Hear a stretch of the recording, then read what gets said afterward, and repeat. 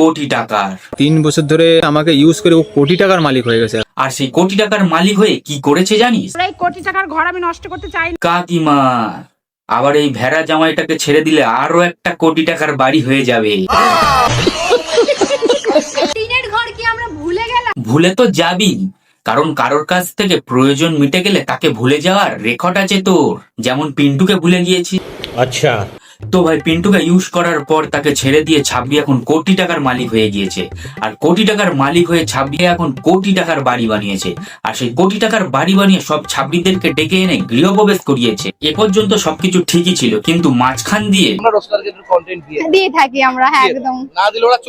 আরে পেট মোটা গাবদা, কেউ মারা গেলে তার সাথে পাবদা মাছের সাইজ নিয়ে সাধ্যের ব্লগ ভিডিও বানিয়ে রোস্টারদের কাছ দিয়ে রোস্ট হওয়ার পরে নিজের পরিচিতি বানিয়ে এখন রোস্টারদের নামে উল্টোপাল্টা বলছিস। আসছি, দাঁড়া একটু পরে। अब तू गया बेटा।